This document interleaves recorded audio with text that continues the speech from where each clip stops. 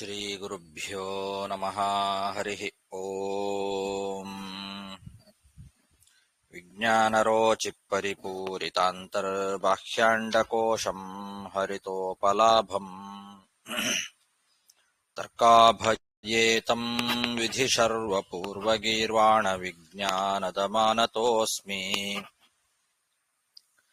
ಪ್ರಥಮೋ ಹನುಮಾನ್ನಾಮ ದ್ವಿತೀಯೋ ಭೀಮಯೇವ ಚ ಪೂರ್ಣಪ್ರಜ್ಞಸ್ತೃತೀಯಸ್ತು ಭಗವತ್ಕಾರ್ಯಸಾಧಕಃ. ಬುದ್ಧಿರ್ಬಲಂ ಯಶೋಧೈರ್ಯಂ ನಿರ್ಭಯತ್ವಮರೋಗತಾ ಅಜಾಡ್ಯಂ ವಾಕ್ಪಟುತ್ವಂಚ ಹನುಮತ್ಸ್ಮರಣಾದ್ ಭವೇತ್. ಪೃಥ್ವೀಮಂಡಲಮಧ್ಯಸ್ಥಾಃ ಪೂರ್ಣಬೋಧಮತಾನುಗಾಃ ವೈಷ್ಣವಾ ವಿಷ್ಣುಹೃದಯಾಃ ತನ್ನಮಸ್ಯೆ ಗುರುನ್ ಮಮ.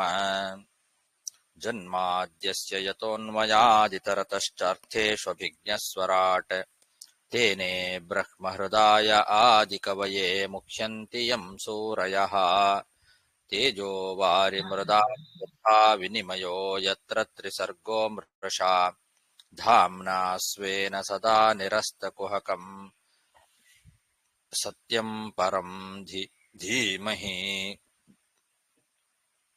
ಸೃಷ್ಟಿಸ್ಥಿತ್ಯಪ್ಯೇಹಾನೇತಿದೃಶಿತಮೋ ಬಂಧಮೋಕ್ಷಾಶ್ಚ ಯಸ್ಮಾದಸ್ಯ ಶ್ರೀ ಬ್ರಹ್ಮರುದ್ರ ಪ್ರಭೃತಿ ಸುರನರದ್ವೀಷಶತ್ರುತ್ಮಕಸ್ಯ ವಿಷ್ಣೋರ್ವ್ಯಸ್ತಾಃ ಸಮಸ್ತಾಃ ಸಕಲ ಗುಣನಿಧಿಃ ಸರ್ವದೋಷವ್ಯಪೇತಃ ಪೂರ್ಣಾನಂದೋ ವ್ಯಯೋ ಯೋ ಗುರುರಪಿ ಪರಮಃ ಚಿಂತಯೇತಂ ಮಹಾಂತಂ.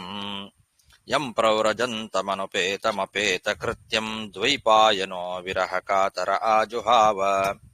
ಪುತ್ರೇತಿ ತನ್ಮಯತಯಾ ತರವೋಪಿ ನೇದುಃ ತಂ ಸರ್ವಭೂತಹೃದಯಂ ಮುನಿಮಾನತೋಸ್ಮಿ. ಶ್ರೀಗುರುಭ್ಯೋ ನಮಃ. ಹರಿಃ ಓಂ. ಶ್ರೀಮದ್ಭಾಗವತದ ನವಮ ಸ್ಕಂಧದ 10ನೇ ಅಧ್ಯಾಯದಲ್ಲಿ ಇವತ್ತು 9ನೇ ಶ್ಲೋಕ.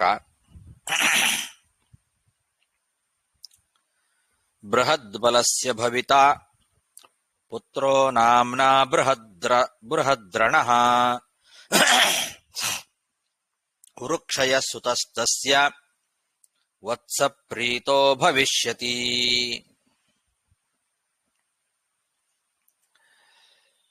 ಇದುವರೆಗೆ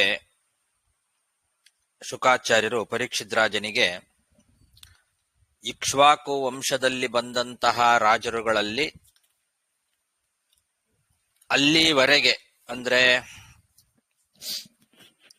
ಪರೀಕ್ಷಿದ್ರಾಜ ಯಾವ ಕಾಲದಲ್ಲಿ ಇದ್ನೋ ಆ ಕಾಲದವರೆಗೆ ಬಂದಂತಹ ರಾಜ ಮಹಾರಾಜರುಗಳ ಎಲ್ಲ ವಿವರಣೆಯನ್ನ ಹೇಳಿ ಮುಗಿಸಿ, ಇನ್ನು ಮುಂದೆ ಬರುವಂತಹ ಇಕ್ಷ್ವಾಕು ವಂಶದಲ್ಲಿ ಇನ್ನು ಮುಂದೆ ಬರುವಂತಹ ರಾಜರುಗಳನ್ನ ಹೇಳ್ತೇನೆ ಕೇಳು ಅಂತ ಹಿಂದಿನ ಶ್ಲೋಕದಲ್ಲಿ ಹೇಳಿ ನಿಲ್ಲಿಸಿದ್ರು. ಅದರ ಮುಂದೆ ಹೇಳ್ತಾ ಇದ್ದಾರೆ. ಇವಾಗ ಅಲ್ಲಿ ಬೃಹದ್ ಬಲ ಅಂತನ್ನವನು ವಿಶ್ವಸಾಹ್ವ ಎಂಬುವನಿಂದ ಹುಟ್ಟಿದವನು ಬೃಹದ್ ಬಲ. ಅವನೇ ನಿನ್ನ ತಂದೆಯಾದಂತಹ ಅಭಿಮನ್ಯುವಿನಿಂದ ಯುದ್ಧದಲ್ಲಿ ಸತ್ತವನು ಅಂತ ಹೇಳಿದರು. ಆ ಬೃಹದ್ ಬಲನಿಗೆ ಬೃಹದ್ರಣ ಎಂಬಂತಹ ಮಗ ಹುಟ್ಟುತ್ತಾನೆ ಅಂತ ಹೇಳ್ತಾ ಇದ್ದಾರೆ. ಬೃಹದ್ ಬಲಸ್ಯ ಬೃಹದ್ರಣ ನಾಮ್ನ ಪುತ್ರೋ ಭವಿತಾ ಅಂದ್ರೆ ಇನ್ನು ಮುಂದೆ ಹುಟ್ಟುತ್ತಾನೆ ಅಂತ. ಬೃಹದ್ರಣ ಅಂತ ಅವನಿಗೆ ಹೆಸರು. ಆ ಬೃಹದ್ರಣನ ಮಗ ಉರುಕ್ಷಯ ಅಂತ. ಆ ಉರುಕ್ಷಯನಿಗೆ ಮಗ ವತ್ಸಪ್ರೀತ ಅಂತ. ಹೀಗೆ ಇನ್ನು ಮುಂದೆ ಆಗತಕ್ಕಂಥವ್ರು ಇವರೆಲ್ಲ ಇಕ್ಷ್ವಾಕು ವಂಶದಲ್ಲಿ ಬರ್ತಕ್ಕಂತಹ ರಾಜರುಗಳು. ಬೃಹದ್ಬಲಸ್ಯ ಭವಿತಾ ಪುತ್ರೋ ನಾಮ್ನಾ ಬೃಹದ್ರಣಃ ಉರುಕ್ಷಯ ಸುತಸ್ತಸ್ಯ ವತ್ಸ ಪ್ರೀತೋ ಭವಿಷ್ಯತಿ.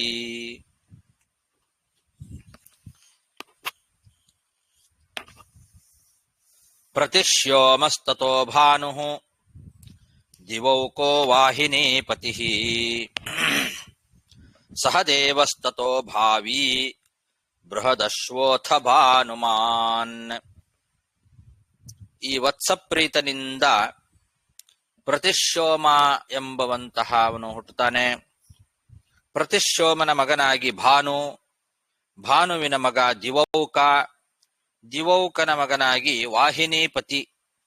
ವಾಹಿನೀಪತಿಯ ಮಗ ಸಹದೇವನ ಮಗ ಭಾವಿಯ ಮಗ ಬೃಹದಶ್ವನ ಮಗ ಭಾನುಮಾನ್.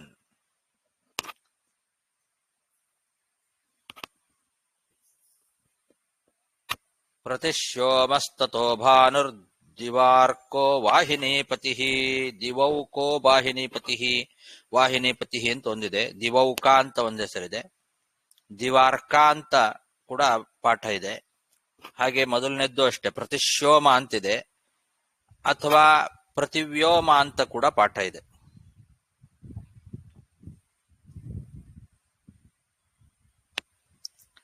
ಸಹದೇವಸ್ತತೋ ಭಾವಿ ಬೃಹದಶ್ವೋಥ ಭಾನುಮಾನ್. ಅದಾದ ಮೇಲೆ ಪ್ರತೀಕಾಶ್ವೋ ಭಾನುಮತಃ ಸುಪ್ರತೀಕೋಥ ತತ್ಸುತಃ ಭವಿತಾ ಮರುದೇವೋಥ ಸುನಕ್ಷತ್ರೋಥ ರುಕ್ಷಕಃ. ಭಾನುಮಂತನಿಂದ ಪ್ರತೀಕಾಶ್ವ ಹುಟ್ಟುತ್ತಾನೆ. ಪ್ರತೀಕಾಶ್ವನ ಮಗ ಸುಪ್ರತೀಕನ ಮಗ ಮರುದೇವನ ಮಗ ಸುನಕ್ಷತ್ರನ ಮಗ ರುಕ್ಷಕ ಅಂತ. ಪ್ರತೀಕಾಶ್ವೋ ಭಾನುಮತಃ ಸುಪ್ರತೀಕೋಥ ತತ್ಸುತಃ ಭವಿತಾ ಮರುದೇವೋಥ ಸುನಕ್ಷತ್ರೋಥ ರುಕ್ಷಕಃ. ತಸ್ಯಾಂತರಿಕ್ಷಸ್ತತ್ಪುತ್ರಃ ಸುತಪಾಸ್ತದಮಿತ್ರಜಿತ್ ಬೃಹದ್ಭೋಜಸ್ತು ತಸ್ಯಾಪಿ ಬರ್ಹಿಸ್ತಸ್ಮಾತ್ ಕೃತಂಜಯಃ. ರುಕ್ಷಕನ ಮಗ ಅಂತರಿಕ್ಷನ ಮಗ ಸುತಪನ ಮಗ ಅಮಿತ್ರಜಿತ್ನ ಮಗ ಬೃಹದ್ಭೋಜನಿಗೆ ಬರ್ಹಿ ಅನ್ನೋ ಮಗ ಹುಟ್ಟುತ್ತಾನೆ. ಆ ಬರ್ಹಿಯಿಂದ ಕೃತಂಜಯ ಹುಟ್ಟುತ್ತಾನೆ. ತಸ್ಯಾಂತರಿಕ್ಷಸ್ತತ್ಪುತ್ರಃ ಸುತಪಾಸ್ತದಮಿತ್ರಜಿತ್ ಬೃಹದ್ಭೋಜಸ್ತು ತಸ್ಯಾಪಿ ಬರ್ಹಿಸ್ತಸ್ಮಾತ್ ಕೃತಂಜಯಃ.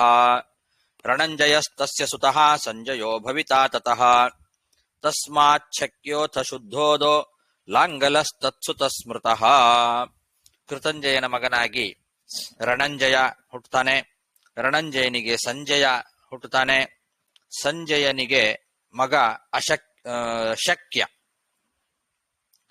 ಶಕ್ಯನ ಮಗ ಶುದ್ಧೋದನ ಮಗ ಲಾಂಗಲ. ರಣಂಜಯಸ್ತಸ್ಯ ಸುತಃ ಸಂಜಯೋ ಭವಿತಾ ತತಃ ತಸ್ಮಾಚ್ಛಕ್ಯೋಥ ಶುದ್ಧೋದೋ ಲಾಂಗಲಸ್ತತ್ಸುತ ಸ್ಮೃತಃ. ತತಃ ಪ್ರಸೇನಜಿತ್ ತಸ್ಮಾತ್ ಕುದ್ರಕೋ ಭವಿತಾ ತತಃ ಕುಣಕೋ ಭವಿತಾ ತಸ್ಮಾತ್ ಸುರಥಸ್ತನಯಸ್ತತಃ ಸುಮಿತ್ರೋ ನಾಮನಿಷ್ಠಾಂತಸ್ತ್ವೇತೆ ಬಾರ್ಹದ್ಬಲಾನ್ ನೃಪಾಃ. ಲಾಂಗಲನ ಮಗ ಪ್ರಸೇನಜಿತ್ ಅನ್ನೋನ ಮಗ ಕುದ್ರಕನಿಂದ ಕುಣಕ ಹುಟ್ಟುತ್ತಾನೆ. ಕುಣಕನಿಂದ ಸುರಥ ಹುಟ್ಟುತ್ತಾನೆ. ಸುರಥನ ಮಗ ಸುಮಿತ್ರ ಅಂತ. ಇವನೇ ಈ ಇಕ್ಷ್ವಾಕು ವಂಶದ ಕೊನೆಯ ರಾಜ. ಸುಮಿತ್ರ ಅಂತ ಅವನಿಗೆ ಹೆಸರು. ಇವನೇ ಕೊನೆ ಅಂತ ಹೇಳ್ತಾ ಇದ್ದಾರೆ. ಈ ಸುಮಿತ್ರನಿಗೆ ಮಕ್ಕಳಿಲ್ಲ. ಇವನೇ ಕೊನೆ, ಇಕ್ಷ್ವಾಕು ವಂಶದಲ್ಲಿ ಕೊನೆ ರಾಜ ಸುಮಿತ್ರ ಅಂತ. ಇವನಿಗೆ ಮಕ್ಕಳಾಗೋದಿಲ್ಲ. ಇದು ಬೃಹದ್ಬಲನ ಗೋತ್ರ ಸಂತತಿಯ ರಾಜರುಗಳು ಅಂತ. ಬಾರ್ಹದ್ಬಲಾನ್ ನೃಪಾಃ ಏತೆ ಅಂತ. ಬೃಹದ್ಬಲ ಅನ್ನೋನು ಆಗ ಮಹಾಭಾರತ ಯುದ್ಧದಲ್ಲಿ ಸತ್ತವನು. ಅವನಿಂದ ಮುಂದೆ ಬರುವಂತಹ ರಾಜರುಗಳೆಲ್ಲ ಹೆಸರುಗಳನ್ನ ಹೇಳಿ ಸುಮಿತ್ರನವರೆಗೆ ಇಕ್ಷ್ವಾಕು ವಂಶ, ಅಲ್ಲಿಂದ ಮುಂದೆ ಇಲ್ಲ, ಕೊನೆಯವನು ಅವನು ಅಂತ ಹೇಳ್ತಾ ಇದ್ದಾರೆ. ತತಃ ಪ್ರಸೇನಜಿತ್ ತಸ್ಮಾತ್ ಕುದ್ರಕೋ ಭವಿತಾ ತತಃ ಕುಣಕೋ ಭವಿತಾ ತಸ್ಮಾತ್ ಸುರಥಸ್ತನಯಸ್ತತಃ ಸುಮಿತ್ರೋ ನಾಮನಿಷ್ಠಾಂತಸ್ತ್ವೇತೆ ಬಾರ್ಹದ್ಬಲಾನ್ ನೃಪಾಃ.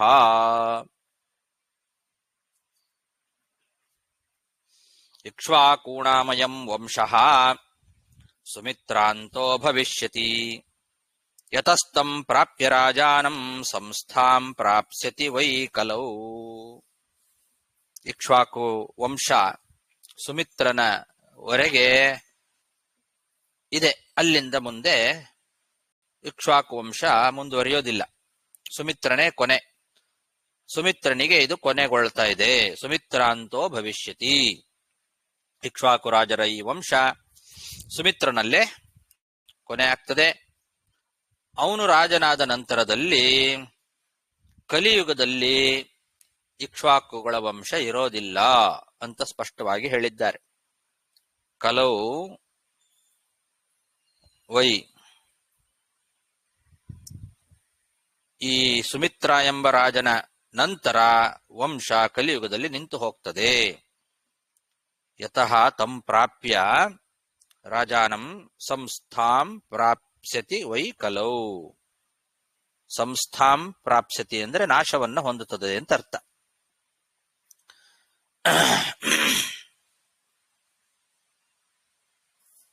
ಒಂದು ಕೊನೆ. ವ್ಯವಸ್ಥಾ ಪ್ರಣಿಧಿಹಿ ಅಂತ ಬರೀತಾರೆ ಸತ್ಯಧರ್ಮರು ಸಂಸ್ಥಾ ಅನ್ನೋ ಶಬ್ದಕ್ಕೆ.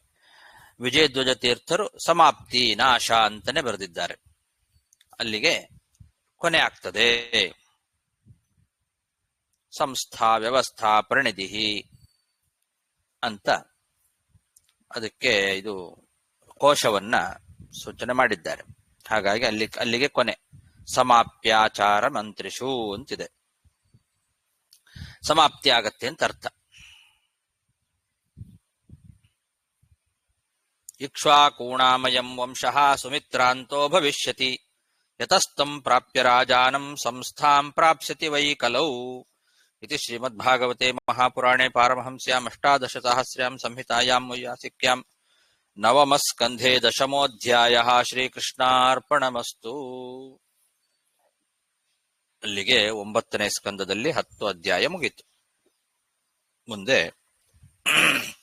11ನೇ ಅಧ್ಯಾಯ ಪ್ರಾರಂಭ. ಶ್ರೀ ಗುರುಭ್ಯೋ ನಮಃ. ಹರಿ ಓಂ. ಶ್ರೀ ಶುಕ ಉವಾಚ. ನಿಮಿರಿಕ್ಷ್ವಾಕುತನಯೋ ವಸಿಷ್ಠಮವೃತರ್ತ್ವಿಜಂ ಆರಭ್ಯ ಸತ್ರಂ ಸೋಪ್ಯಾಹ ಶಕ್ರೇಣ ಪ್ರಾಗ್ವೃತೋಸ್ಮಿ ಭೋಃ. ಶುಕಾಚಾರ್ಯರು ಮತ್ತೆ ತಮ್ಮ ಪ್ರವಚನವನ್ನ ಮುಂದುವರೆಸ್ತಾ, ಈ ಇಕ್ಷ್ವಾಕು ರಾಜನ ಮಗ ನಿಮಿ ಅಂತ ಏನು ಒಬ್ಬ ರಾಜ ಇದ್ದ, ಆ ನಿಮಿ ಎಂಬಂತಹ ವ್ಯಕ್ತಿ ಒಂದು ಸತ್ರವನ್ನ ಆರಂಭ ಮಾಡಬೇಕು ಅಂತ ಮನಸ್ಸು ಮಾಡಿದ.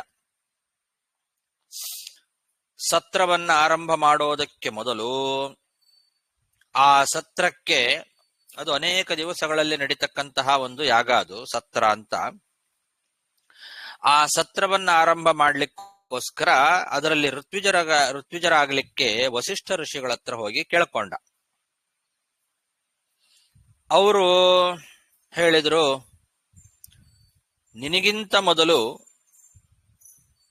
ದೇವೇಂದ್ರ ನನ್ನನ್ನ ಯಾಗದಲ್ಲಿ ಋತ್ವಿಜ ಆಗ್ಬೇಕು ಅಂತ ಕೇಳ್ಕೊಂಡ್ಬಿಟ್ಟಿದ್ದಾನೆ ಅಂತ.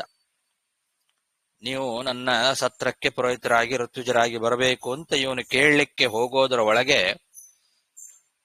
ಇಂದ್ರ ಆ ವಸಿಷ್ಠರನ್ನ ಮೊದಲೇ ಕೇಳ್ಕೊಂಡ್ಬಿಟ್ಟಿದ್ದಂತೆ. ಅವ್ರು ಹೇಳ್ತಾ ಇದ್ದಾರೆ ವಸಿಷ್ಠರು, ನಿನ್ಗಿಂತ ಮುಂಚೆ ಶಕ್ರೇಣ ಪ್ರಾಗ್ವೃತೋಸ್ಮಿ, ಅವರೇ ಮೊದಲು ನನ್ನ ಕರೆದು ಬಿಟ್ಟಿದ್ದಾರೆ.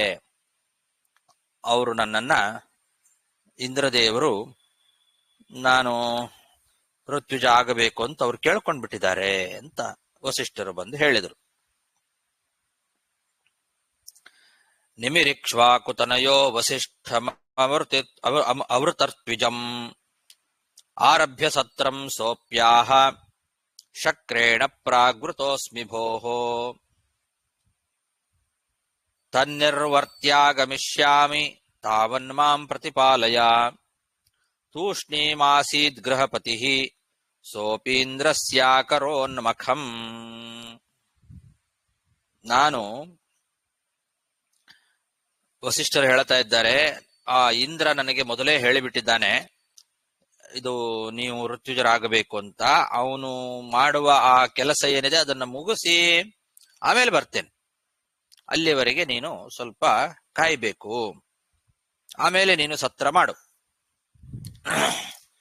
ಇಂದ್ರ ನನ್ನನ್ನು ಈಗಾಗಲೇ ವರ್ಣ ಮಾಡಿಬಿಟ್ಟಿದ್ದಾನೆ, ಆ ಕೆಲಸ ಮುಗಿಸಿ ಬರ್ತೇನೆ, ಅಲ್ಲಿವರೆಗೂ ನೀನು ಕಾಯಿ ಅಂತ ಹೇಳಿದ್ರು.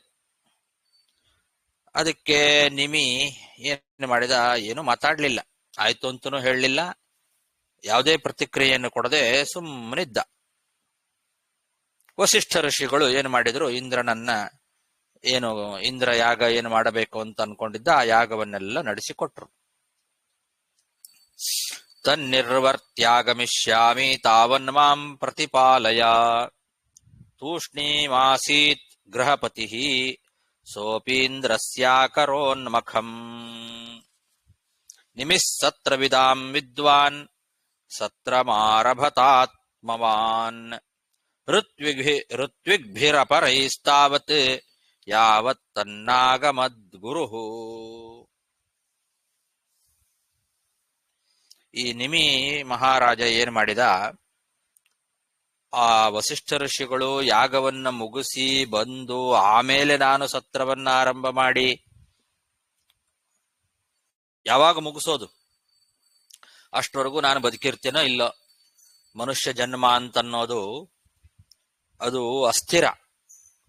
ಧರ್ಮ ಕಾರ್ಯವನ್ನ ನಾವು ನಾಳೆಗೆ ಅಂತ ಮುಂದೂಡಬಾರದು. ಯಾವಾಗ ನಮಗೆ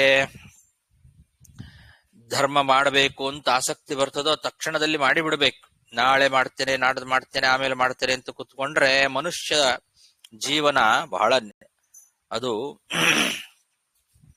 ಅಸ್ಥಿರವಾದದ್ದು ಅಂತ ತಿಳ್ಕೊಂಡು ಅವನು ಭಗವಂತನಲ್ಲಿ ಭಕ್ತಿಯನ್ನ ಇಟ್ಕೊಂಡಂತವನು ನಿಮಿ.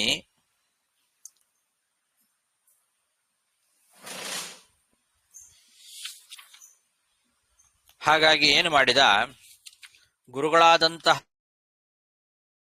ವಸಿಷ್ಠ ಋಷಿಗಳು ಬರೋದ್ರೊಳಗೇನೆ ಬೇರೆ ಋತ್ವಿಜರನ್ನ ಕರೆಸಿ ಸತ್ರವನ್ನ ಆರಂಭ ಮಾಡಿಬಿಟ್ಟ. ಇವರು ಇಂದ್ರನನ್ನ ಕರೆದಿದ್ದಾನೆ, ಅದನ್ನು ಮುಗಿಸಿ ಬರ್ತೇನೆ ಅಂತ ಹೇಳಿದ್ರು. ಆದ್ರೆ ಅಷ್ಟರೊಳಗೆ ಇವನು ಬೇರೆಯವರನ್ನ ಕರೆದು ಯಾಗ ಮಾಡಿಸಿಬಿಟ್ಟ. ಕುಲಪುರೋಹಿತರು ವಸಿಷ್ಠ ಋಷಿಗಳು ಅವರನ್ನ ಬಿಟ್ಟುಬಿಟ್ಟ, ಬೇರೆಯವರನ್ನ ಕರೆಸಿಬಿಟ್ಟ. ಬೇರೆಯವರ ಮೂಲಕವಾಗಿ ಯಾಗವನ್ನ ಆರಂಭ ಮಾಡಿಬಿಟ್ಟಿದ್ದಾನೆ.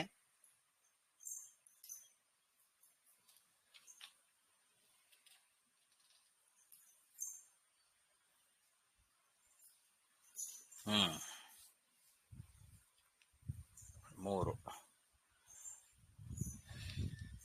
ನಿಮಿಶ್ಚಲಮಿದಂ ವಿದ್ವಾನ್ ಸತ್ರಮಾರಭತಾತ್ಮವಾನ್ ಋತ್ವಿಭಿರ್ ಅಪರೈಸ್ತಾವತ್ ಯಾವತ್ ತನ್ನಾಗಮದ್ಗುರುಃ.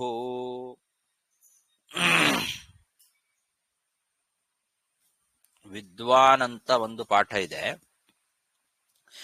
ನಿಮಿಶ್ಚಲಮಿದಂ ವಿದ್ವಾನ್ ಅಂತ. ನಿಮಿ ಸತ್ರವಿದಾಂ ವಿದ್ವಾನ್ ಅಂತ ಇನ್ನೊಂದಿದೆ. ಸತ್ರವಿದಾಂ ವಿದ್ವಾನ್ ಅಂತನೂ ಪಾಠ, ನಿಮಿಹಿ ಅಚಲಮಿದಂ ವಿದ್ವಾನ್ ಅಂತ ಒಂದು ಪಾಠ. ಅಚಲಮಿದಂ ವಿದ್ವಾನ್ ಅಂತ ಇಟ್ಟುಕೊಂಡ್ರೆ ಈ ಮನುಷ್ಯ ಜೀವನ ಅಸ್ಥಿರ, ಅಚಲ ಅನ್ನೋದನ್ನ ತಿಳ್ಕೊಂಡಿದ್ದ. ಹಾಗಾಗಿ ಅವರು ಬರೋದನ್ನ ಕಾಯಲಿಲ್ಲ, ಬೇಗ ಮಾಡಿಬಿಟ್ಟ ಅಂತ. ಇನ್ನೊಂದು ವಿಜಯಧ್ವಜ ತೀರ್ಥರ ಪಾಠ, ನಿಮಿಹಿ ಸತ್ರವಿದಾಂ ವಿದ್ವಾನ್ ಅಂತ ಪಾಠ ಅವರು ತಗೊಂಡಿದ್ದಾರೆ. ಸತ್ರವಿದಾಂ, ಸತ್ರವನ್ನ ತಿಳ್ಕೊಂಡವರ ಮಧ್ಯದಲ್ಲಿ, ವಿದ್ವಾನ್ ಚೆನ್ನಾಗಿ ತಿಳ್ಕೊಂಡಂತವರು ಅಂತರ್ಥ ಬರ್ತದೆ. ಸಂತಹ ತ್ರಾಯಂತೆ ಇತಿ ಸಚ್ಚ ತ್ರಾಯತೆ ಇತಿವಾ ಸತ್ರಂ ಬ್ರಹ್ಮ ತದ್ವಿದಾಂ ಮಧ್ಯೆ. ಸತ್ರವಿದಾಂ ಮಧ್ಯೆ ಅಂತ ಅನ್ನೋದಕ್ಕೆ ಬ್ರಹ್ಮಜ್ಞಾನಿಗಳ ಮಧ್ಯದಲ್ಲಿ ಸಂಶಯಚ್ಛೇತ್ತ ಅಂತ ಹೀಗೆ ಅರ್ಥ ಮಾಡಿದ್ದಾರೆ. ಸತ್ರವಿದಾಂ ವಿದ್ವಾನ್ ಅನ್ನೋ ಪಾಠ ತಗೊಂಡು ವಿಜಯಧ್ವಜ ತೀರ್ಥರು ಅದಕ್ಕೆ ವ್ಯಾಖ್ಯಾನ ಮಾಡಿದ್ದಾರೆ. ಸತ್ರ ಅನ್ನೋ ಶಬ್ದಕ್ಕೆ ಬ್ರಹ್ಮ ಅಂತ ಅರ್ಥ ಮಾಡಿದ್ದಾರೆ. ಸಂತಹ ತ್ರಾಯಂತೆ ಇತಿ ಸತ್ರಃ ಸಜ್ಜನರನ್ನ ರಕ್ಷಣೆ ಮಾಡ್ತದೆ ಅನ್ನೋದು, ಅಥವಾ ಸಚ್ಚ ತ್ರಾಯತೆ ಇತಿ, ಸತ್ರಂ ಅನ್ನೋ ಶಬ್ದಕ್ಕೆ ಬ್ರಹ್ಮ ಅಂತ ಅರ್ಥ ಮಾಡಿ ಬ್ರಹ್ಮವಿದಾಂ ಮಧ್ಯೆ ವಿದ್ವಾನ್ ಅಂತ. ಸತ್ಯಧರ್ಮ ತೀರ್ಥರು ಅದನ್ನು ತಗೊಂಡಿದ್ದಾರೆ, ಆ ಪಾಠನೂ ತಗೊಂಡಿದ್ದಾರೆ, ಸತ್ರವಿದಾಂ ಮಧ್ಯೆ ಅಂತ. ಇನ್ನೊಂದು ಪಾಠ ಅವ್ರು ತಗೊಂಡದ್ದು ನಿಮಿಹಿ ಅಚಲಮಿದಂ ವಿದ್ವಾನ್ ಅಂತ. ಅಚಲಮಿದಂ ವಿದ್ವಾನ್ ಅಂತಂದ್ರೆ ಇದು ಈ ಶರೀರ ಅಸ್ಥಿರ ಅನ್ನೋದನ್ನ ತಿಳ್ಕೊಂಡು ಅವನು ಬೇಗ ಇನ್ನೊಬ್ಬರನ್ನ ಕರೆದು ಮಾಡಿಬಿಟ್ಟ ಅಂತ. ಇದಕ್ಕೆ ಕಾರಣನೂ ಸಿಗ್ತದೆ ಅವಾಗ ನಮಗೆ. ಆ ಪಾಠನೂ ಚೆನ್ನಾಗಿದೆ. ಈ ಸತ್ರವಿಧಾಂ ಮಧ್ಯೆ ಅಂತ ಅನ್ನೋದನ್ನ ತಗೊಂಡ್ರೆ ಇನ್ನೊಂದು ಅರ್ಥ ನಮಗೆ ಏನು ಬರ್ತದೆ ಅಂತಂದ್ರೆ, ಅವರು ಹೇಳ್ತಾರೆ ಯಜ್ಞ ಪ್ರಾರಂಭ ಆದ ಮೇಲೆ ಮಧ್ಯದಲ್ಲಿ ವಿಘ್ನ ಬರಬಾರದು, ಭಂಗ ಆಗಬಾರದು. ಅದಕ್ಕೋಸ್ಕರ ಜ್ಞಾನಿಗಳ ಮಧ್ಯದಲ್ಲಿ ಯಾರು ಸತ್ರವನ್ನ ಚೆನ್ನಾಗಿ ತಿಳ್ಕೊಂಡಿದ್ದಾರೋ ಅವರಲ್ಲೇ ಅತ್ಯಂತ ಶ್ರೇಷ್ಠರಾದವರನ್ನ ಕರೆದು ಆರಂಭ ಮಾಡಿಬಿಟ್ರೆ ಮಧ್ಯದಲ್ಲಿ ವಿಘ್ನ ಬರೋದಿಲ್ಲ, ಏನು ತೊಂದರೆ ಆಗೋದಿಲ್ಲ. ಅದನ್ನ ಹೇಗೆ ಮಾಡಬೇಕು ಅನ್ನೋದನ್ನ ಇವನು ತಿಳ್ಕೊಂಡಿದ್ದ ನಿಮಿ. ಅದಕ್ಕೆ ಅವನು ಸತ್ರವಿಧಾಂ ಮಧ್ಯೆ ವಿದ್ವಾನ್, ಚೆನ್ನಾಗಿ ತಿಳ್ಕೊಂಡಿದ್ದ ಅನ್ನೋ ಅರ್ಥ ಬರ್ತದೆ. ಹಾಗಾಗಿ ಸತ್ರವನ್ನ ಹೇಗೆ ಮಾಡಬೇಕು, ಹೇಗೆ ಮುಗಿಸ್ಬೇಕು ಅಂತೆಲ್ಲ ಗೊತ್ತಿತ್ತು ಅವನಿಗೆ, ನಿಮಗೆ. ಅದಕ್ಕೆ ಅವರು ಬರೋದನ್ನು ಕಾಯ್ದೆ ಬೇರೆಯವ್ರನ್ನ ಕರೆದು ಮಾಡಿಬಿಟ್ಟ. ಅಂದ್ರೆ ಇದರಿಂದ ಅವನು ಮಾಡಿದ್ರಲ್ಲಿ ತಪ್ಪಿಲ್ಲ ಅನ್ನೋದು ಕೂಡ ಗೊತ್ತಾಗ್ತದೆ ಒಂದು ರೀತಿ. ಸತ್ರವಿಧಾಂ ಮಧ್ಯೆ ವಿದ್ವಾನ್, ಸತ್ರವಿಧಾಂ ವಿದ್ವಾನ್ ಆಗಿದ್ದ ಅವನು ನಿಮಿ. ಆದ್ರಿಂದ ಅವನು ಏನು ಮಾಡಿದ, ಆರಂಭ ಮಾಡಿಬಿಟ್ಟ. ಆ ಗುರುಗಳಾದ ವಸಿಷ್ಠ ಋಷಿಗಳು ಬರೋದನ್ನು ಕಾಯಲಿಲ್ಲ. ಅವರು ಕಾಯಿ ಎಂದಿದ್ರು, ನಾನು ಬರ್ತೇನೆ, ಅಲ್ಲಿವರೆಗೂ ನೀನು ಕಾಯಿ, ಅವ್ರದ್ದು ಇಂದ್ರನ ಯಜ್ಞ ಮುಗಿಸಿ ಬರ್ತೇನೆ ಅಂತ ಹೇಳಿದ್ರು. ಇವನು ಕಾಯಲಿಲ್ಲ, ಬೇರೆಯವ್ರನ್ನ ಕರೆದು ಮಾಡಿಸಿಬಿಟ್ಟ. ಶಿಷ್ಯ ವ್ಯತಿಕ್ರಮಂ ವೀಕ್ಷಾ ನಿರ್ವರ್ತ್ಯ ಗುರುರಾಗತಃ ಅಶಪತ್ ಪತತಾಂ ದೇಹೋ ನಿಮೇ ಪಂಡಿತ ಮಾನಿನಃ. ಈ ವಸಿಷ್ಠ ಋಷಿಗಳು ಬಂದ್ರು, ಇಂದ್ರನ ಯಾಗವನ್ನ ಮುಗಿಸಿ ಬಂದು ನೋಡ್ತಾರೆ, ಇವನು ಬೇರೆ ಆಚಾರನ ಕರೆದು ಪೂಜೆ ಮಾಡಿಸ್ಬಿಟ್ಟಿದ್ದಾನೆ. ಅವರು ಹೇಳಿದ್ರು ಬೇರೆ, ನಾನು ಬರ್ತೇನೆ, ನಾನು ಬರೋ ತನಕ ನೀನು ಕಾಯಿ ಅಂತ ಹೇಳಿದ್ರು. ತನ್ನ ಆಜ್ಞೆಯನ್ನ ಉಲ್ಲಂಘನೆ ಮಾಡಿದಾನೆ ಅಂತ ಹೇಳಿ ಗುರುಗಳಾದಂತಹ ವಸಿಷ್ಠ ಋಷಿಗಳು ಶಾಪ ಕೊಟ್ಟುಬಿಟ್ರು. ನೀನು ನಾನೇ ಭಾರಿ ದೊಡ್ಡ ಪಂಡಿತ ಅಂತ ತಿಳ್ಕೊಂಡು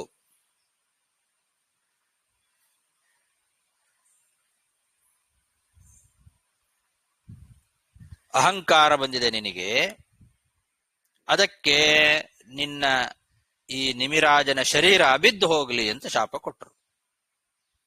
ಪಂಡಿತ ಮಾನಿನಃ ಅಂತಿದೆ, ನಿಮೇಹೆ ಪಂಡಿತ ಮಾನಿನಃ, ನಾನೇ ಪಂಡಿತ ಅಂತ ತಿಳ್ಕೊಂಡಿದ್ದೀನಿ ನೀನು. ಅದಕ್ಕೆ ಸತ್ರವಿಧಾಂ ವಿದ್ವಾನ್ ಅನ್ನೋ ಪಾಠ ಸರಿ ಆಗ್ತದ. ಅವಾಗ ಅವನು ವಿದ್ವಾನ್, ಬುದ್ಧಿವಂತ ಆಗಿದ್ದ, ಹೌದು. ಅದಕ್ಕೆ ಅವರು ನೀನೇ ಭಾರಿ ದೊಡ್ಡ ಪಂಡಿತ ಅಂತ ತಿಳ್ಕೊಂಡು ನಿನಗೆ ಅಹಂಕಾರ ಇದೆ, ಅಂತಹ ಈ ನಿಮಿರಾಜನ ಶರೀರ ಏನಿದೆ, ಭಾರಿ ಪಂಡಿತ ಅಂತ ತಿಳ್ಕೊಂಡ ಶರೀರ, ಆ ಶರೀರ ಬಿದ್ದು ಹೋಗಲಿ ಅಂತ ಶಾಪ ಕೊಟ್ಟರು. ಶಿಷ್ಯ ವ್ಯತಿಕ್ರಮಂ ವೀಕ್ಷ ನಿರ್ವರ್ತ್ಯ ಗುರುರಾಗತಃ ಅಶಪತ್ ಪತತಾಂ ದೇಹೋ ನಿಮೇ ಪಂಡಿತ ಮಾನಿನಃ. ಮೊದಲು ಇವ್ರ ಹತ್ರ ಕೇಳ್ಕೊಂಡಿದ್ದ ಮಾಡ್ರಿ ಅಂತ, ಏನು ಹೇಳಲೇ ಇಲ್ಲ. ಹಾಗಾಗಿ ಶಿಷ್ಯ ವ್ಯತಿಕ್ರಮ ಆಯ್ತಿದು. ಇವರು ಶಿಷ್ಯ ನಿಮಿ, ಅವ್ರ ಗುರುಗಳು, ಆ ಗುರುಗಳ ವ್ಯತಿಕ್ರಮ ಮಾಡಿದ ಹಾಗೆ ಆಯ್ತು. ಬೇರೆಯವರನ್ನ ತಗೊಂಡಂಗ ಆಯ್ತಲ್ಲ, ತಪ್ಪಾಯ್ತು, ಶಾಪ ಕೊಟ್ರು. ನಿಮಿ ಪ್ರತಿದದೌ ಶಾಪಂ ಗುರವೇ ಧರ್ಮವರ್ತಿನೇ ತವಾಪಿ ಪತತಾಂ ದೇಹೋ ಲೋಭಾದ್ ಧರ್ಮಮಜಾನತಃ. ಈ ನಿಮಿ ಅನ್ನೋ ರಾಜ ಏನು ಮಾಡಿದ, ಅವನು ಏನು ಸುಮ್ಮನೆ ಇರಲಿಲ್ಲ. ಅದಕ್ಕೆ ಪ್ರತಿಯಾಗಿ ಗುರುಗಳಿಗೆ ಶಾಪ ಕೊಟ್ಟ. ನೀವು ಅಧರ್ಮ ಮಾಡ್ತಾ ಇದ್ದೀರಿ ಅಂದ. ಅಲ್ಲೂ ಪುರೋಹಿತ ಮಾಡಿ ಅಲ್ಲೂ ದುಡ್ಡಿಸ್ಕೊಂಡು ಬರೋದು, ಇದನ್ನೂ ಬಿಡ್ಲಿಕ್ಕೆ ನಿಮಗೆ ಮನಸ್ಸಿಲ್ಲ, ಇಲ್ಲೂ ಬರ್ಲಿ ಅಂತ ಆಸೆ ನಿಮಗೆ. ಇವನು ಮನುಷ್ಯ ಶರೀರ ಅಶಾಶ್ವತ, ಕಾಯೋದು ಬೇಡ ಅಂತ ಬೇಗ ಮುಗಿಸಿಬಿಡೋಣ ಅಂತ ಮತ್ತೊಬ್ಬ ಆಚಾರನ ಕರೆದು ಇವನು ಮಾಡಿಸಿದ್ದಾನೆ, ಸತ್ರ ಆರಂಭ ಮಾಡಿದ್ದಾನೆ. ಅವರಿಗೋ ನಾನೇ ಮಾಡಬೇಕು, ಅದನ್ನು ನಾನೇ ಮಾಡಬೇಕು, ಇದನ್ನು ನಾನೇ ಮಾಡಬೇಕು ಅಂತ ಅಷ್ಟ ಆಸೆ ಗುರುಗಳಿಗೆ, ವಸಿಷ್ಠರಿಗೆ. ಅದನ್ನ ಇವನು ಇಟ್ಟುಕೊಂಡ. ನೀವು ಅಧರ್ಮ ಮಾಡ್ತಾ ಇದ್ದೀರಿ, ಲೋಭ ನಿಮಗೆ, ಹೆಚ್ಚು ಆಸೆ ನಿಮಗೆ, ಅಲ್ಲೂ ಬರಬೇಕು ಇಲ್ಲೂ ಬರಬೇಕು ದುಡ್ಡು ಅಂತ ಆಸೆಯಿಂದ ಅಧರ್ಮ ಮಾಡ್ತಾ ಇದ್ದೀರಿ ನೀವು. ಲೋಭದಿಂದಾಗಿ ನಿರ್ನಿಮಿತ್ತವಾಗಿ ನನಗೆ ಶಾಪ ಕೊಟ್ಟಿದ್ದೀರಿ ನೀವು ಅಂತಾನೆ. ನಾನು ಮಾಡಿದ್ರಲ್ಲಿ ಏನೂ ತಪ್ಪಿಲ್ಲ, ನಿಮ್ಮ ಲೋಭ ಈ ತರ ಶಾಪ ಕೊಡೋ ಹಾಗಾಗಿದೆ ಅಷ್ಟೆ. ನಿರ್ನಿಮಿತ್ತವಾಗಿ ಶಾಪ ಕೊಡಬಾರದು ಅನ್ನೋ ಧರ್ಮನೂ ನಿಮಗೆ ಗೊತ್ತಿಲ್ಲ, ಹಾಗಾಗಿ ಧರ್ಮ ವ್ಯತಿಕ್ರಮ ಮಾಡಿದ್ದೀರಿ ನೀವು. ಆದ್ರಿಂದ ನಿಮ್ಮ ಶರೀರವೂ ಬಿದ್ದು ಹೋಗ್ಲಿ ಅಂತ ಶಾಪ ಕೊಟ್ಟ. ನಿಮಿರಾಜ ಅವರಿಗೆ ಪ್ರತಿಯಾಗಿ ಶಾಪ. ತವಾಪಿ ಪತತಾಂ ದೇಹೋ, ಯಾಕೆ ಲೋಭಾತ್ ಧರ್ಮ ಮಜಾನತಃ ಅಂತ, ಲೋಭಾತ್ ಧರ್ಮಂ ಮಜಾನತಃ ಅಂತ. ಇಲ್ಲಿ ಧರ್ಮವನ್ನ ವ್ಯತಿಕ್ರಮ ಮಾಡಿದ್ದಾರೆ ಅವರು ಅಂತ. ಯಾಕೆ ಅಂದ್ರೆ ಏನ್ ಧರ್ಮ? ಸುಮ್ಮನೆ ಶಾಪ ಕೊಡಬಾರದು ಅಂತ, ಏನೂ ನಿಮಿತ್ತ ಇಲ್ಲದೆ ಶಾಪ ಕೊಡಬಾರ್ದಾಗಿತ್ತು. ಇಲ್ಲಿ ನಿಮಿತ್ತ ಇಲ್ಲದೆ ಶಾಪ ಕೊಟ್ಟಿದ್ದಾರೆ ಅವರು. ಆ ನಿಮಿತ್ತ ಇಲ್ಲದೆ ಶಾಪ ಕೊಡ್ಲಿಕ್ಕೆ ಕಾರಣ ಲೋಭ, ಅವರಲ್ಲಿರ್ತಕ್ಕಂತಹ ಲೋಭ, ಆಸೆ. ಆ ಆಸೆಗೋಸ್ಕರ ಧರ್ಮವನ್ನ ಮರೆತು ಶಾಪ ಕೊಟ್ಟಿದ್ದೀರಿ ನೀವು ಅಂತ ಹಾಗನ್ವಯ ಮಾಡ್ಕೊಳ್ಬೇಕು. ಹಾಗಾಗಿ ನಿಮ್ಮ ಶರೀರವು ಬಿದ್ದು ಹೋಗ್ಲಿ ಅಂತ ಶಾಪ ಕೊಟ್ಟ. ನಿಮಿ ಪ್ರತಿದದೌ ಶಾಪಂ ಗುರವೇ ಅಧರ್ಮವರ್ತಿನೇ. ಹಾಗೆ ಹೇಳಬೇಕದನ್ನ. ಗುರವೇ ಧರ್ಮವರ್ತಿನೇ ಅನ್ನಬಾರದು, ಅಲ್ಲಿ ಮಧ್ಯದಲ್ಲಿ ಎಸ್ ಹಾಕೊಳ್ಬೇಕು. ಗುರವೇ ಅಧರ್ಮವರ್ತಿನೇ ತವ ಆಪಿ ಪತತಾಂ ದೇಹೋ ಲೋಭಾಧರ್ಮಮಜಾನತಃ ಇತ್ಯುತ್ಸರ್ಜಸ್ವಂ ದೇಹಂ ನಿಮಿರಧ್ಯಾತ್ಮಕೋ ವಿದಃ ಮಿತ್ರಾವರ್ಣಯೋರ್ಜಜ್ಞೆ ಉರ್ವಶ್ಯಾಂ ಪ್ರಪಿತಾಮಹಃ. ಶಾಪ ಕೊಟ್ಟು ನಿಮ್ಮಿ ಮಹಾರಾಜ ತನ್ನ ಶರೀರವನ್ನು ತ್ಯಾಗ ಮಾಡಿದ. ವಸಿಷ್ಠ ಋಷಿಗಳೇನಿದ್ದಾರೆ ಅವರು ಕೂಡ ತಮ್ಮ ಶರೀರವನ್ನ ತ್ಯಾಗ ಮಾಡಿದರು. ಪ್ರತಿಯಾಗಿ ಅವರು ಶಾಪವನ್ನ ಸ್ವೀಕಾರ ಮಾಡಿದರು. ಇಬ್ರು ಶಾಪಗ್ರಸ್ತರಾದ್ರಿಂದ ಇಬ್ರು ಕೂಡ ಶರೀರ ತ್ಯಾಗ ಮಾಡಿದರು. ನಿಮಿ ತಾನು ಶಾಪ ಕೊಟ್ಟು ತನ್ನ ಶರೀರವನ್ನ ತಾನು ತ್ಯಾಗ ಮಾಡಿದ. ಅವರು ಅಧ್ಯಾತ್ಮಕೋವಿದ, ಪರಮಾತ್ಮ ತತ್ವಜ್ಞಾನವನ್ನ ಚೆನ್ನಾಗಿ ಬಲ್ಲವರವರು, ಕೋವಿದರಾಗಿರ್ತಕ್ಕಂಥವ್ರು ವಸಿಷ್ಠ ಋಷಿಗಳು. ಅವರು ಕೂಡ ಶರೀರ ತ್ಯಾಗ ಮಾಡಿದರು. ಆಮೇಲೆ ನನ್ನ ಮುತ್ತಾತನ ತಾತ ಆ ವಸಿಷ್ಠ ಋಷಿಗಳು ಮಿತ್ರ ವರುಣರ ಮಗನಾಗಿ ಊರ್ವಶಿಯಲ್ಲಿ ಹುಟ್ಟಿದ್ರು ಅಂತ ಹೇಳ್ತಾ ಇದ್ದಾರೆ. ಪ್ರಪಿತಾಮಹ, ನನಗೆ ಪ್ರಪಿತಾಮಹ ಅಂತ ಇದ್ದಾರೆ.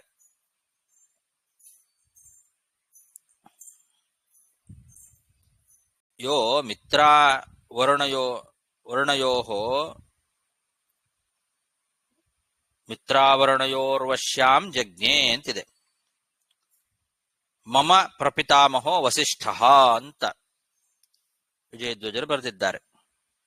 ನನ್ನ ಪ್ರಪಿತಾಮಹರಾಗಿರ್ತಕ್ಕಂತಹ ವಸಿಷ್ಠ ಋಷಿಗಳು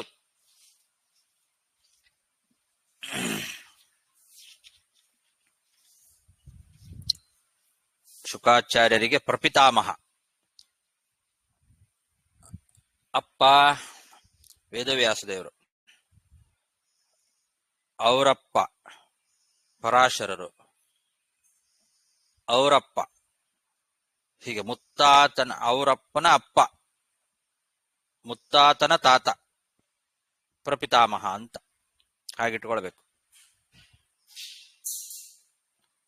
ಹಾಗಾಗಿ ಅವರು ಏನು ಮಾಡಿದ್ರು, ಮಿತ್ರಾವರುಣರ ಮಗನಾಗಿ ಊರ್ವಶಿಯಲ್ಲಿ ಹುಟ್ಟಿದ್ರಂತೆ. ಇದಕ್ಕೊಂದು ಋಗ್ವೇದದ ಮಂತ್ರ ಇದೆ. ಉತಾಸಿ ಮೈತ್ರಾವರುಣೋ ಅನ್ನೋ ಮಂತ್ರದಲ್ಲಿ ಈ ವಿಷಯ ಬಂದಿದೆ.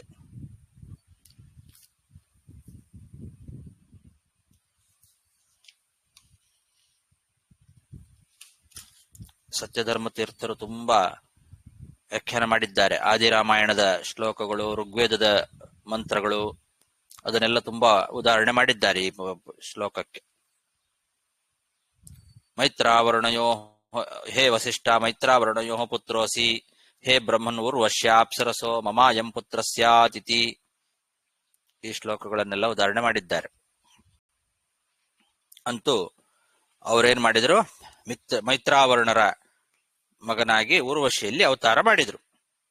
ಇತ್ಯುತ್ಸರ್ಜಸ್ವಂ ದೇಹಂ ನಿಮಿರಧ್ಯಾತ್ಮಕೋ ವಿದಃ ಮಿತ್ರಾವರುಣಯೋರ್ಜಜ್ಞೆ ಊರ್ವಶ್ಯಾಂ ಪ್ರಪಿತಾಮಹಃ.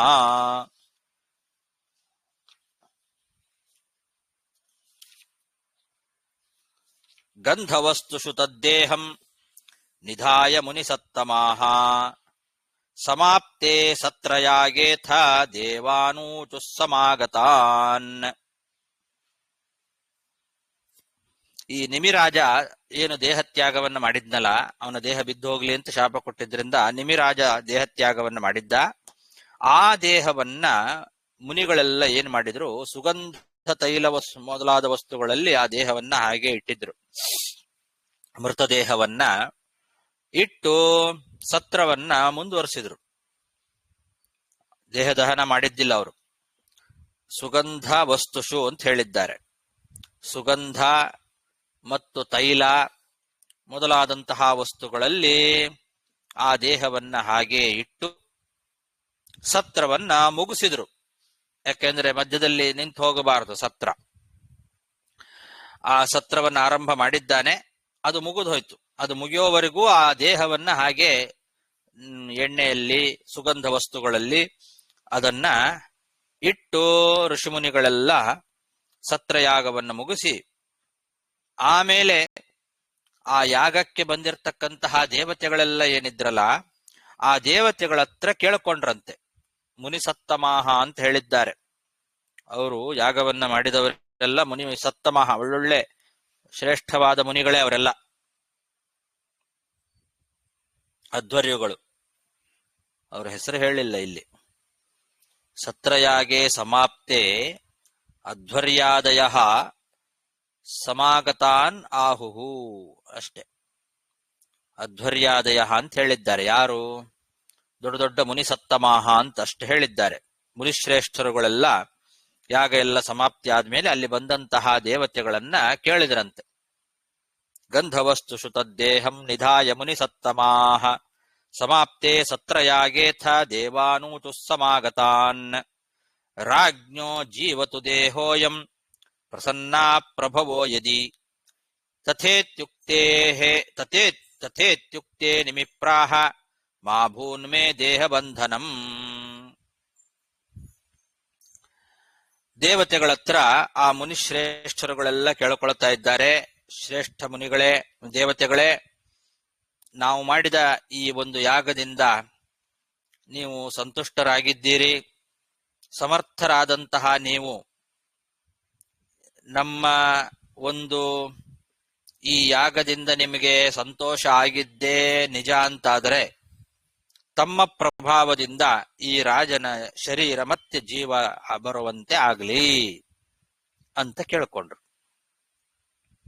ನಾವು ಯಾಗ ಮಾಡಿದ್ದು ನಿಮಗೆ ಬಹಳ ಸಂತೋಷ ಆಗಿದ್ದೇ ಆಗಿದ್ರೆ, ನಮ್ಮ ಯಾಗದಿಂದ ನೀವು ಪ್ರಸನ್ನರಾಗಿದ್ದೀರಿ ಅಂತ ಆದ್ರೆ ತಮಗೆ ಸಾಮರ್ಥ್ಯ ಇದೆ, ಅದಕ್ಕೆ ನಿಮ್ಮನ್ನು ಕೇಳ್ತಾ ಇದ್ದೇವೆ. ತಮ್ಮ ಪ್ರಭಾವದಿಂದ ಈ ರಾಜ ಬದುಕಲಿ, ಮತ್ತೆ ಅವನಿಗೆ ಜೀವ ಬರಲಿ.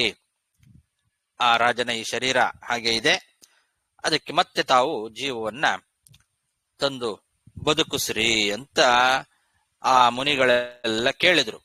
ದೇವತೆಗಳು ತಥಾಸ್ತು ಅಂತ ಅಂದುಬಿಟ್ರು. ದೇವತೆಗಳಿಗೆ ಬಹಳ ಸಂತೋಷ ಆಗಿತ್ತು. ಯಾಗದಿಂದ ಭವಿಷ್ಯವನ್ನು ಸ್ವೀಕಾರ ಮಾಡಿ ತಥಾಸ್ತು ಅಂತ ಅಂದ್ರು. ಆದರೆ ನಿಮಿ ರಾಜ ಏನು ಮಾಡಿದ, ಕೂಡ್ಲೆ ಬೇಡ ನನಗೆ ಅಂದ್ಬಿಟ್ಟ. ನನಗೆ ಈ ದೇಹ ಬಂಧನ ಆಗೋದು ಬೇಡ ಅಂತಂದ. ಮತ್ತೆ ನಾನು ಆ ದೇಹದ ಒಳಗೆ ಹೋಗಿ ಬಂಧಿತನಾಗಲಿಕ್ಕೆ ನನಗೆ ಇಷ್ಟ ಇಲ್ಲ, ನನಗೆ ಬೇಡ. ಮಾ ಭೂನ್ ಮೇ ದೇಹ ಬಂಧನಂ, ನನಗೆ ಈ ದೇಹ ಬಂಧನ ಬೇಡ ಅಂತ ನಿಮಿರಾಜ ಹೇಳ್ದ. ದೇವತೆಗಳೇನೋ ಬದುಕಿಸಿಕೊಡ್ತೇನೆ ಆಗ್ಲಿ ಅಂತಂದ್ರು, ತಥಾಸ್ತು ಅಂತ ಹೇಳಿದ್ರು. ಆದ್ರೆ ನಿಮಿ ಬೇಡ ಅಂತ ಬಿಟ್ಟ. ರಾಜ್ಞೋ ಜೀವತು ದೇಹೋಯಂ ಪ್ರಸನ್ನಾ ಪ್ರಭವೋ ಯದಿ ತಥೇತ್ಯುಕ್ತೆ ನಿಮಿಪ್ರಾಹ ಮಾ ಭೂನ್ಮೇ ದೇಹ ಬಂಧನಂ.